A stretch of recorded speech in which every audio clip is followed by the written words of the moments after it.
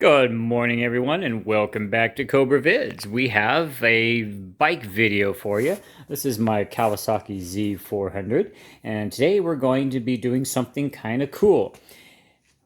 For all of you riders out there, if you've ever rode your motorcycle in the winter time, you'll know exactly where this video is coming from.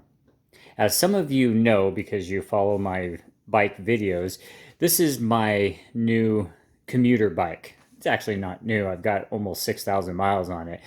But this bike I use to ride back and forth to work. And when I am riding in like 34-degree weather, it is freezing cold when I... Okay, we're back. One of my officers called me. But anyway, I want to back this bike out a little bit, get a little bit more room in it. And, oh, silly me, I forgot to finish my intro. Okay, well, as I said, cold riding kind of sucks. You know, especially when your fingertips start getting very numb and riding no longer is enjoyable. So what I've done is I've invested a little bit of money. Okay, here is my normal winter jacket. It's a thick leather jacket and it has a nice liner in it. But that wasn't enough because my legs get really, really cold. So what I did was I bought myself some heated pants, heated gloves, see a little power cord right there, and of course the controlling unit for that. And that's what I'm going to be installing and reviewing today in this video. I did not buy the jacket liner because with my job I wear Kevlar, I wear thermals underneath and everything, and the top part never really gets cold. My top part only gets cold when my legs start getting cold and blood flow throughout the body. I eventually start getting cold up top. So to save a little bit of money, I didn't buy the jacket liner yet.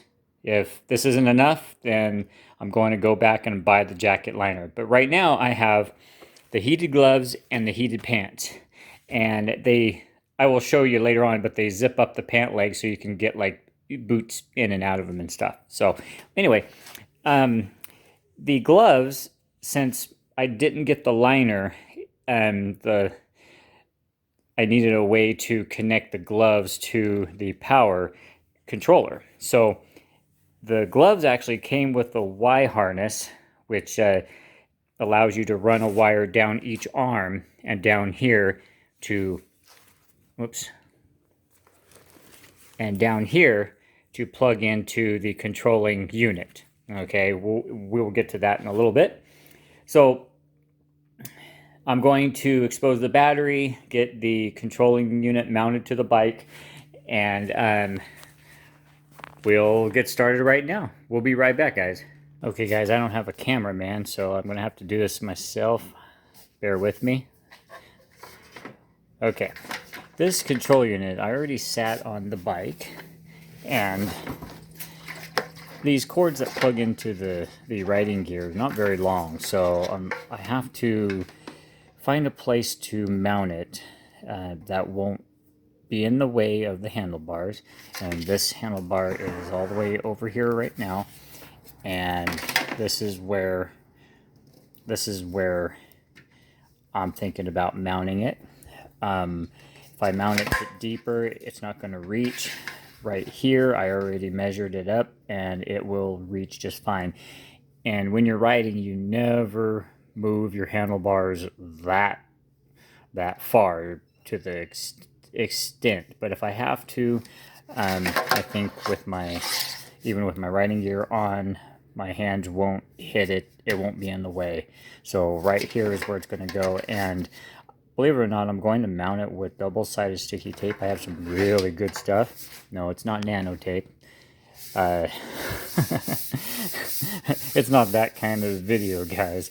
But anyway, I'm going to get that mounted so it's solid, and then I'll be right back for the next step. Okay, so I got a little bit of alcohol on this rag here, and because I keep my bike nice and shined up, I wanted to clean any chance of having any wax or anything on the surface that I'm going to be mounting. And I'll also clean the underneath of the controller unit.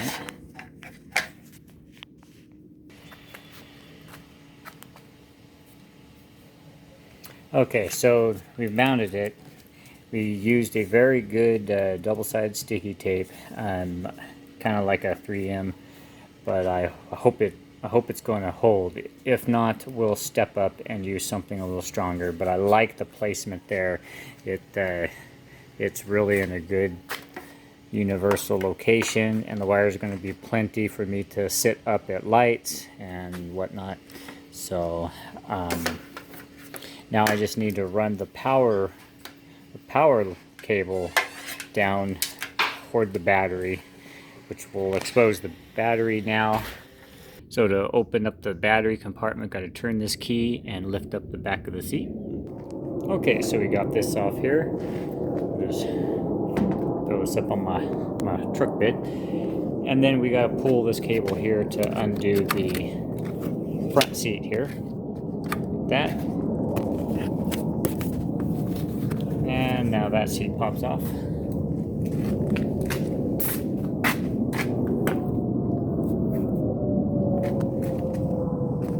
Okay, now the battery's exposed. And the really neat thing about these is it already has a cable here with a nice little fuse here. And I hope that fuse is strong enough. So what we'll do is we'll just make the connection from the red. Oh, my tape already came up. That sucks. Okay, guys, so I have stuck this to this. I used some Velcro so I could pull it off if I needed to. And plus that was the only double-sided adhesive thing I could find, and so that way if I have it connected to me and I go to get off, I'm not going to damage the wires. If I yank it, the Velcro will release, but it's still on there strong enough to where the wind won't knock it off. So that's what we're going to go with, guys. So here we go. Okay, we are going to have to figure out some way of dealing with these extra wires for when I'm not using my gear. I'm going to have to like twist them up and use one of those Velcro wraps to tie them down, and then they should be fine, because this power wire is actually going to be ran down in a way that I won't be able to pull this off too easily. I would have to pull out this wire, but anyway, okay, let's get started. Okay, guys, we're going to start off with the pants.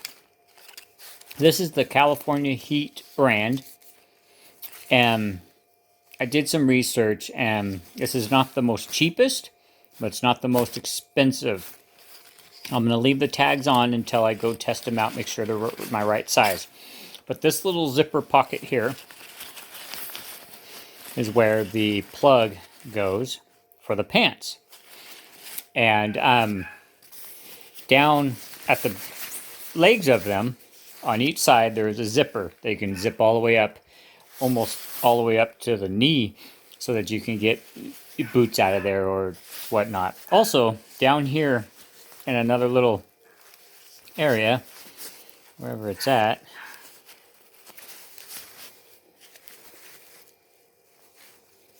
come on, where are you at? Let me find it.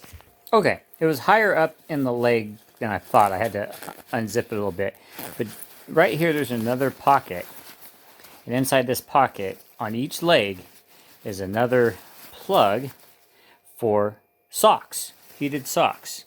So you can actually get a full wardrobe of heated gear by California Heat. Okay, and I have already ran the wire. Of course, you can't see it. I already have the wire ran for the gloves. And then there's one for this side here, and that plugs into the gloves. The jacket liner has these installed in there already. I had to run this down in the middle of my actual jacket and my jacket liner, and that will heat up the gloves. Again, if I decide to go for the actual heated liner, I'm going to put the heated liner in the middle of my stock original jacket liner and my jacket. So right in the middle here is where that heated liner would go if I choose to go that far. But with me wearing Kevlar every day to work, I don't think I'm going to need it, but we shall see. So that's how to get power to the pants. And these here, these are a medium, I believe, and they should stretch out to like a 44 waist. And I'm a 36 uniform pant, and so I think that this should be okay. I'm wearing some pretty thick pants right now. They're my yard working pants. They're clean though. And I'm going to put these on, and then I'm going to go for a ride wearing the heated gear. So far, the quality looks good. I mean, for the price, for the pants, the gloves, and the charge controller, I actually paid $400 for it. And I bought it right off of the California Heat website, doggy toy. And since I was the first time customer, I got 10% off, which saved me like $43. And I brought it under 400. I think it was 495 or something along those lines. They have heating elements all the way down each leg, the front of them only, not the backside. And yeah, so we're going to give it a shot, guys. We're going to put them on and then go for a ride. It's not too cold outside, but I'll definitely be able to tell if it's going to keep me warm. Alright, so taking into account that these pants are very thick, I still have a little bit of room. The zipper zipped up without any issue at all. So I think that these are going to be fine. The length are perfect on me. So we're going to go ahead and get connected up to the bike and see how they work, guys. Alright, guys, here's my final thoughts on the gear.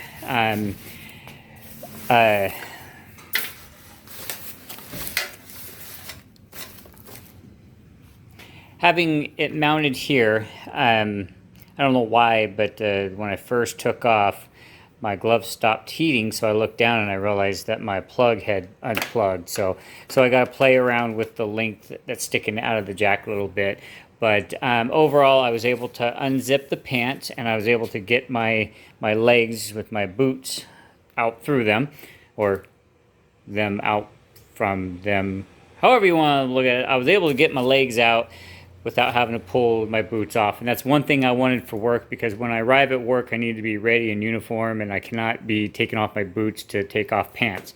Can't be doing a strip tease there too much. But anyway, California Heat pants, gloves, with the controller on about, I don't know, 3/4 of the way. The gloves and the pants were making my hands and my legs sweat. So it's only like 65 out right now. So I think all the way up in 40-degree weather at 75 miles an hour, I think my legs and my hands are going to be perfectly warm. The only thing is only time will tell when I get going. I'm working this Sunday, so I will be able to test them out, and I will get back to you on that eventually, probably on my next bike video I do. I'm going to give an update on how it worked in 40-degree weather. Okay, so the jacket part of it, I'm really concerned about the possibility of needing the jacket, which the jacket would prevent me from having to have these cables ran through my sleeves like that. But see all these bugs? I showed you how much I ride, man, and through the farmlands and everything. But anyway, this jacket is a warm one, and like I said, with my Kevlar on and my undershirts, I think that the upper part will be okay, but I will update you on that as well. So I was able to mount the block here with the Velcro again, and the Velcro strips stick really nicely. So I don't see that flying off. That was very hard to peel off there. So I don't see that flying off. I think it's going to be perfect. And I've ran the power wire down through here underneath the molding pieces, but I have it sticking out here because here's something that you guys need to think about when you are ordering one of these sets from California Heat, which I thought was really ridiculous, especially for the price they charge for just this unit. Just this unit and these wires here was $100. Okay, which I think it's ridiculous that they didn't give the wire to connect from the power plug to the battery. That's absolutely ridiculous. So I had to build a wire harness to go from here to there temporarily. I went back and I ordered the proper cable to go back to the battery. So that's en route. It should be here mid next week. But anyway, I'll be able to use it with this temporary harness that I built. But I'm going to leave this plug sitting here. It's nice and tight in here. It's not going to move.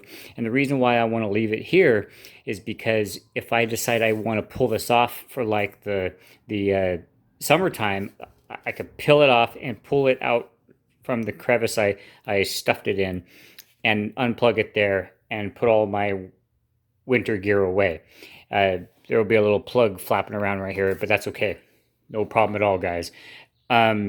Just to let you know that they actually have heated scarf type of wraps. They have a heated hat that goes under the helmet.